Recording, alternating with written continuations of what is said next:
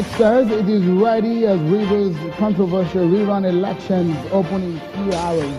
The commission says it will go ahead to conduct elections in entire local government despite court judgment hanging over it. Let's leave that for a moment, for another day. We're looking forward to Rivers rerun, all hands on deck in terms of INEC preparations, and the security agencies. They're talking tough and saying they would not give any chance to any error in terms of the lapses that may occur on election day. And the president is also speaking tough. He's asked all the political parties involved to make sure that they play by the rules and making sure that they do not cause trouble. Election must go free, fair, and without violence. Let's get you some news coming in from INEC right now. What we can tell you is that INEC is saying that elections will be concluded in parts of Thai local government area.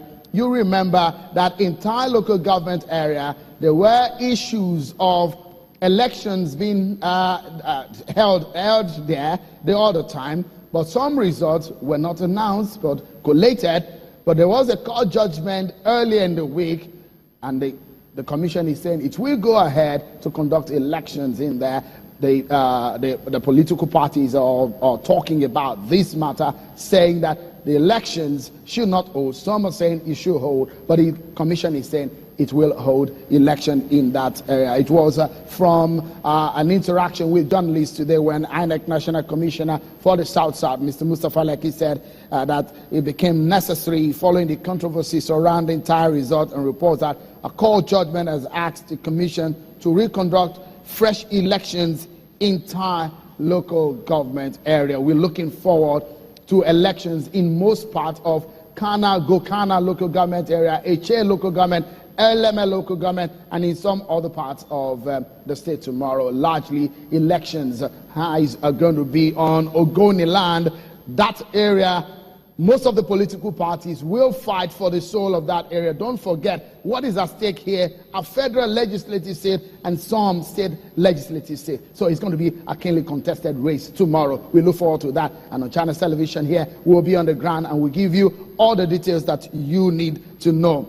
Let's get you talking now, and you can get on Facebook Live and get a comment and see what we're talking about tonight. We take a look at the elections of tomorrow. I have joining me to discuss this issue two election observers, the chairman of Partners for Electoral Reforms, Mr. Ezenwa Nwagu. Many thanks for coming on the program. Thank you very much. And a very vibrant lady at that in terms of election monitoring. Is a member of the Election Situation Room, as Uzoma. Thank you so much for coming on the program. Thank you very much. Let's get started. I mean, a lot of the observers we did not see few months ago when elections, and I remember I asked you the other time, I said, most of the observers did not show up for the election the last time, and you told me elections are not war. Elections observers are observers, not war observers. But this time around, do you think all is set? I thought I warned you not to bring up that issue again, and I'm saying you get back to it. But what's important is that, as you know, the lead up to December 10th had to do with series of engagement with stakeholders. Part of those engagements produced some kind of understanding for which this date was fixed. And part of that understanding is that people will behave, people will play by the rules. In spite of the ringside conversations that we're seeing, in spite of the ringside, I call it boxing ringside comments that you hear before the match. We're going to crush this, we're going to do that. Sometimes it fizzles out. But what is important is that stakeholders have agreed, and we want to think that they're going to follow that through. The basis of giving them this date is that they were going to play by the rules, and I see them going to do that. Esther, we are seeing huge amount of deployment of security operatives. Psychologically, what effect does that have on average voter who is preparing for tomorrow, considering the history of election violence in Rivers State? Well, first of all, it gives the impression that there's something that should be checked. The lion does not roar in vain. With the level of rhetorics, incitements coming from stakeholders, perhaps this has provoked more than any other factor the level of mobilization, so that people will know that the state, the Nigerian state, is still a protected territory.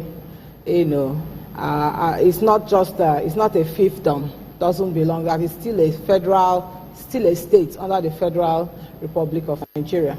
Now, having said that, for the electorates, during the last elections, over 100 people lost their lives.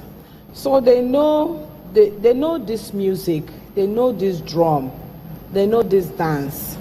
So it's not that the security agencies are over preparing. No, there's actually, there's real and imminent danger that should be, forestalled. And when we hear the president say all the political parties must play by the rule, when the president asked to come in, it shows some level of importance, exactly. Isn't it? Well, Rivers State is an oil-rich country, oil-rich state. We are talking about over 90% of Nigerian, resource coming from this one singular state. So the whole idea, the philosophy of politics, you have it melting down in Rivers State. Authoritative allocation of value. There is value to be allocated. There is value that should accrue to the Nigerian state. So this is the potpourri. Yes. Well, I mean, a lot of people will say, well, oil-rich state, this is the cash cow of the country. Does this speak to the mind of the politicians, for example? And it brings to the mind the do-or-die tendency that we have seen. And what is going to be the implication tomorrow? Are we expecting a huge turnout of voters, or what do you predict? Is it about the people?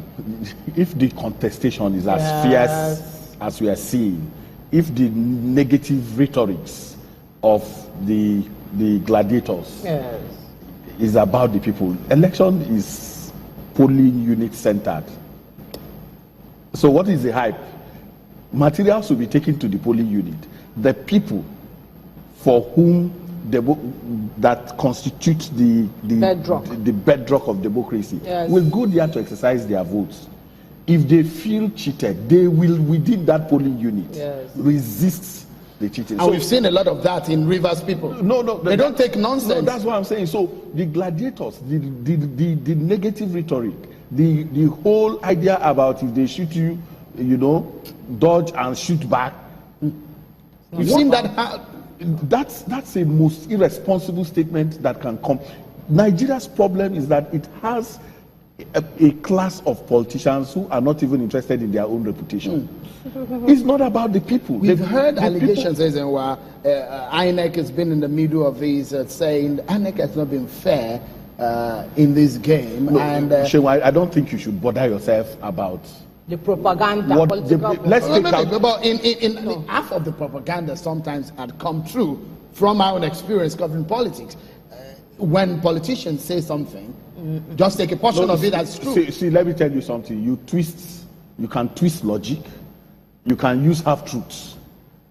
You get what I'm saying? You can use half truths.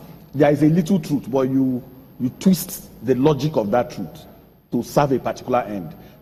Our interest is to take out this conversation from the politicians, who we know do not represent the interest of the ordinary Rivers person who wants to come and vote, who through propaganda, through exaggerated idea of violence has been made to shift away. He's been removed from the equation. So tomorrow he's going to be concerned more about, do I want to do this? For what purpose? Is this a call to martyrdom? Do you understand? So if it's not a call to martyrdom, for what purpose do I want to go into this process? You were in Ondo State, and of course Ezenwa was monitoring the U.S. elections. You were in Ondo State, and you saw the preparations and what INEC did and what they did not do, what security did and what it did. If you look at what is happening right here and right now, do you think we are all set and good for tomorrow? We're all set and good to go.